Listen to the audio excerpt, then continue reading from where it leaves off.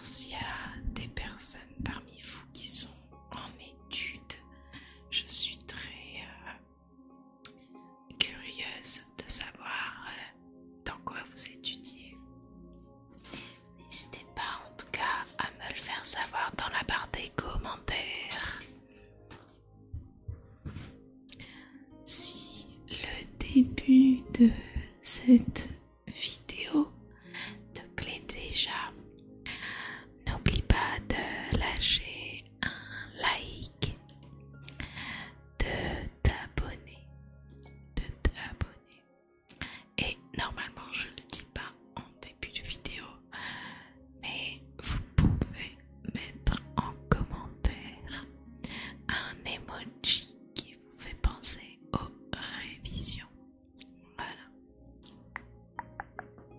Aujourd'hui, je me suis mis les cheveux courts, comme tu peux le voir, mais ce n'est pas le sujet. Donc, pour ceux qui ne savent pas, je suis actuellement en BTS GPME. C'est un BTS de la gestion de la petite moyenne entreprise. Donc on va un petit peu apprendre tout ce qu'il faut savoir quand on veut créer une entreprise ou travailler dans une entreprise en tant qu'assistante de direction par exemple. Voilà.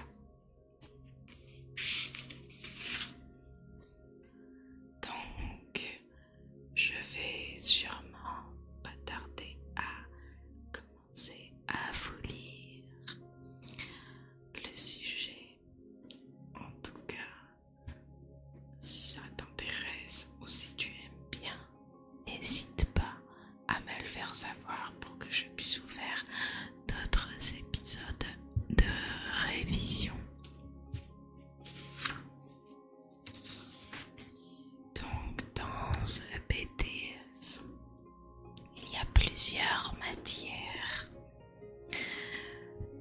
qui sont la relation client-fournisseur, qu'on appelle GRCF. On a la gestion des risques, la gestion des ressources humaines, le fonctionnement et développement de la PME, la communication, la culture économique, juridique et managériale. Ensuite, on a la culture générale et expression. Et en dernier, l'anglais, tout simplement.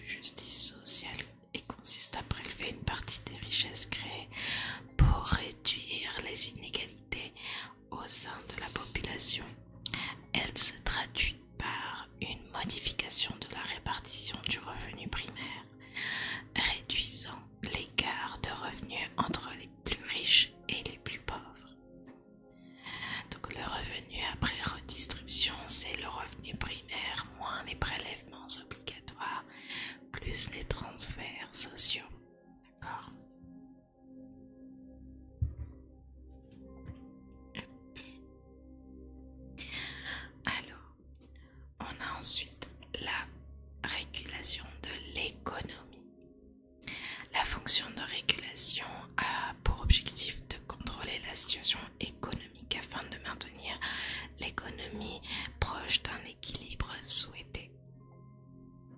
La fonction de régulation consiste notamment à lutter contre les défaillances du marché et lutter contre les dysfonctionnements économiques tels que la concurrence déloyale ou l'asymétrie d'information.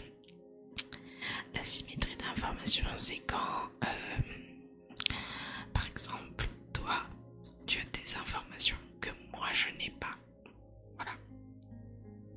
La fonction de régulation repose sur la mise en place de règles qui accompagnent les politiques économiques mises en œuvre par l'État. Voilà. Ensuite, prochain chapitre, les politiques. Les politiques économiques conjoncturelles. Attendez, je vais vous poser ma bouteille. Parce que si elle refait un bruit comme ça, c'est pas fou. J'en suis navrée. Donc, les politiques économiques conjoncturelles. La conjoncture économique désigne la situation économique à un moment donné. Les politiques économiques conjoncturelles regroupent les actions mises en œuvre par les pouvoirs publics pour atteindre à court terme des objectifs de croissance et de lutte contre le chômage. La mise en œuvre de la politique conjoncturelle. L'action sur la demande, politique de la demande. En stimulant la demande globale, l'État souhaite relancer l'économie, l'activité économique, ce qui permet de réduire le chômage, d'avoir une croissance plus forte. De l'action sur l'offre, politique de l'offre. L'État peut également agir sur l'offre de biens et de services pour susciter la demande des consommateurs. Grand 2, les outils de la politique conjoncturelle.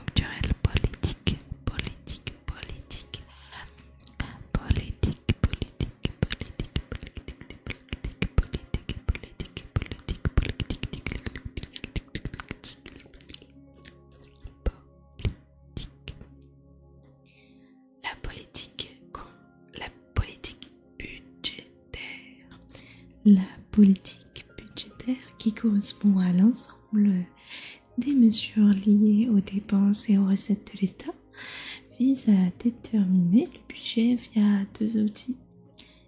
La fiscalité, une diminution des recettes de l'État qui peut améliorer le pouvoir d'achat des ménages, relancer la consommation, l'investissement et donc l'emploi.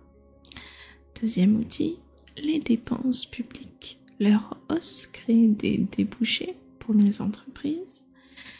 La politique budgétaire doit tenir compte du niveau de déficit budgétaire au sein de la zone euro. Le déficit budgétaire d'un État ne doit pas dépasser 3% du PIB. La politique monétaire. Trop de monnaie en circulation provoque l'inflation et diminue la valeur monétaire. Conduite par la BCE, Banque centrale européenne, la politique monétaire vise à réguler la quantité de monnaie en circulation pour stabiliser les prix, principalement par la variation des taux d'intérêt pour influer sur les demandes de crédit.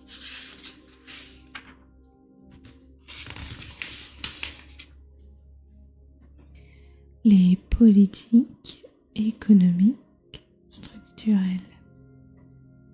Les principales politiques structurelles. L'appartenance de la France à l'Union européenne fait coexister 2 catégories de politiques structurelles.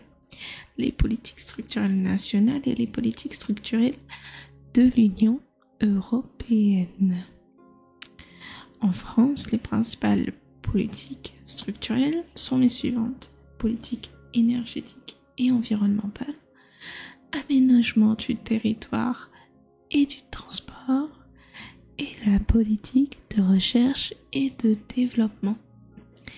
Quelques outils de des politiques structurelles. Donc on a la fiscalité qu'on a déjà expliqué juste avant. Mais dans la fiscalité, il y a aussi la taxe carbone et le crédit d'impôt recherche. On a la réglementation et le soutien à un nouveau modèle économique, c'est-à-dire l'économie circulaire a pour objectif de produire des biens et des services de manière durable en limitant la consommation et le gaspillage des ressources eau, énergie, ainsi la production de déchets. Il s'agit de rompre avec le modèle d'économie linéaire, extraire, fabriquer, consommer et jeter. Voilà. Alors, je regarde encore un peu. Est-ce qu'il y a des choses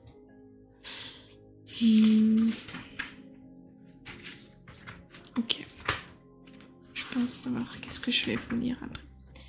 Je vous lis encore un chapitre. Quoique.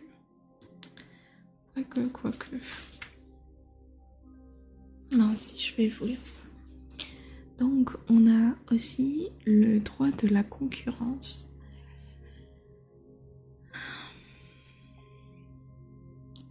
Le rôle du droit dans la régulation, la concurrence entre les entreprises a pour but de maintenir une situation économique équilibrée dans l'intérêt du consommateur final. Le droit veille au bon équilibre des relations commerciales entre les agents économiques.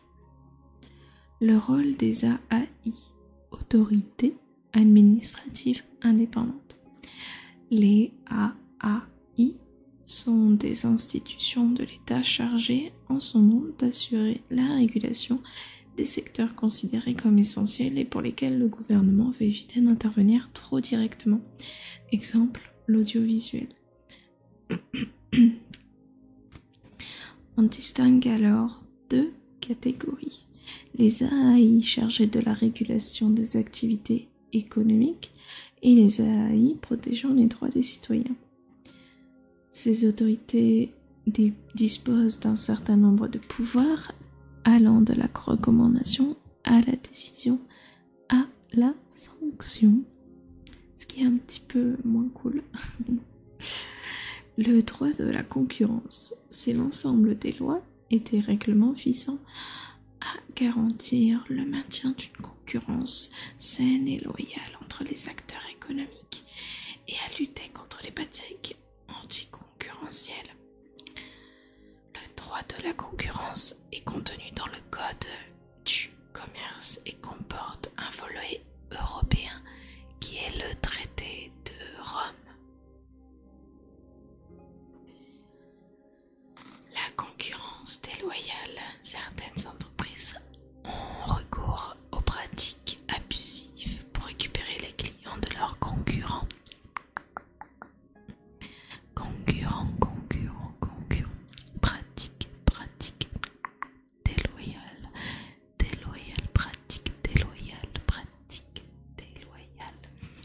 Pratique déloyale. On distingue 4 pratiques abusives sanctionnables. Le dénigrement, qui consiste à discréditer publiquement les produits. L'imitation, qui s'agit d'imiter certains signes distinctifs d'un concurrent.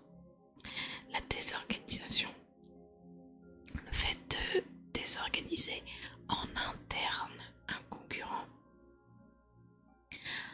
ou ces produits en créant un risque de confusion chez le consommateur. Ensuite, on a le parasitisme. Il consiste à profiter de façon injuste et illicite des efforts investis par un concurrent.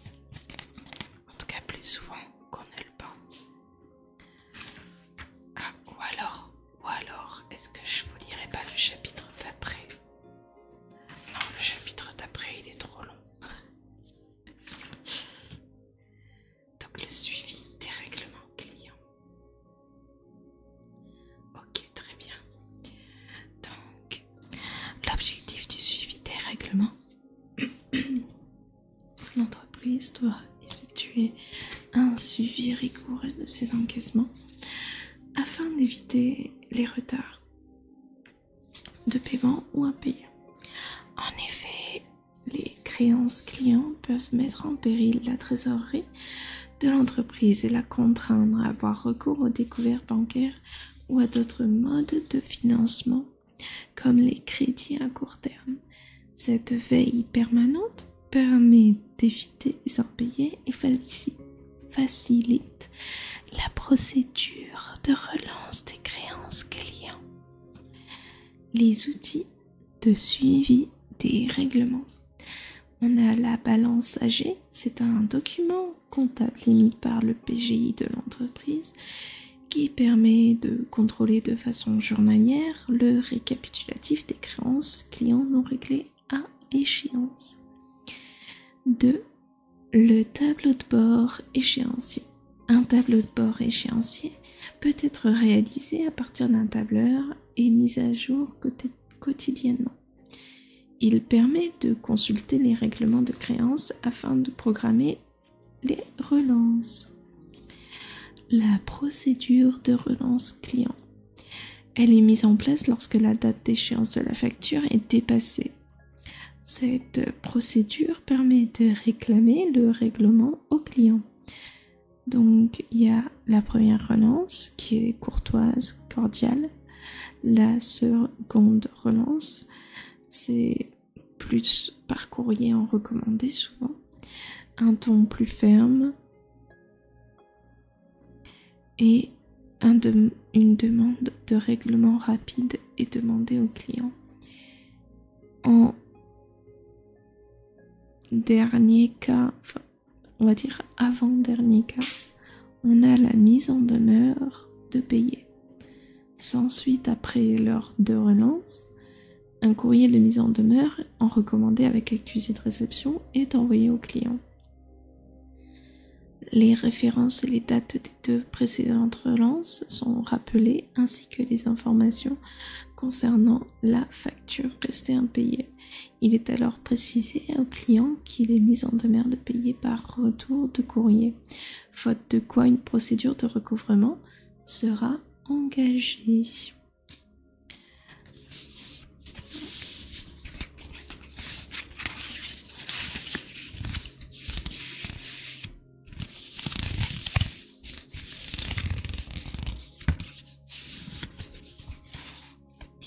L'injonction de payer.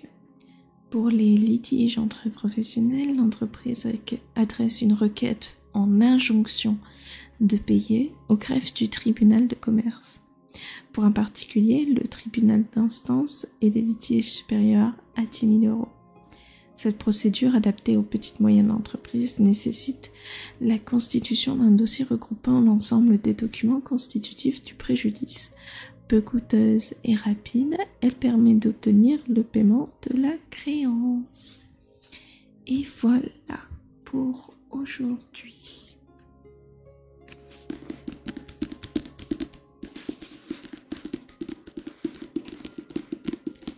Comme vous vous en doutez, et comme à mon habitude, je tourne cette vidéo extrêmement en avance. Est-ce que je vous sors la date de quand est-ce que j'ai fait la vidéo? De toute façon, la moitié de vous dormez, donc cette information ne sera pas passée. J'ai combien de temps d'avance là du coup? Attendez. Juin, juillet, août, septembre. J'ai 4 mois à peu près. J'ai 3 mois et demi, 4 mois d'avance sur YouTube. Là, la vidéo que je suis en train de vous faire, elle est faite le 24 mai 2025 et elle sortira sûrement en septembre. Parce que comme je vous l'ai dit, je crois que c'était il y a 2 vidéos sur la vidéo de la rentrée scolaire. Alors là on est en mai, donc je sais pas encore si je suis passée en 2e année de BTS. Mais si c'est le cas, le rythme en école sera encore plus assidu et donc ce sera plus compliqué pour moi de maintenir le rythme. C'est pour ça que je suis en train d'essayer de vous faire un max de vidéos en avance. Voilà. Après aussi, si ça vous intéresse d'avoir du contenu en plus, il y a une souscription disponible sur YouTube où avec un abonnement vous pouvez avoir accès aux rediffusions des streams qui sont sur Twitch. Voilà.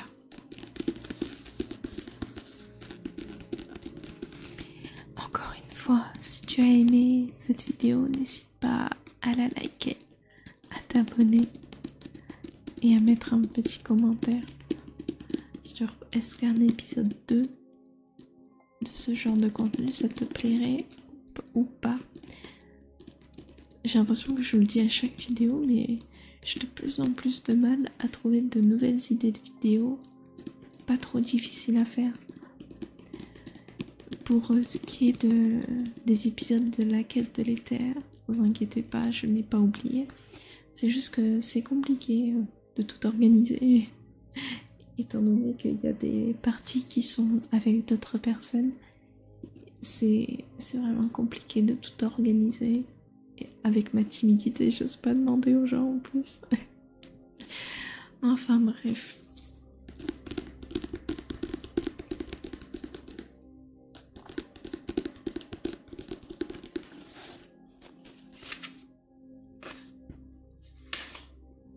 Je vais faire un peu de page turning.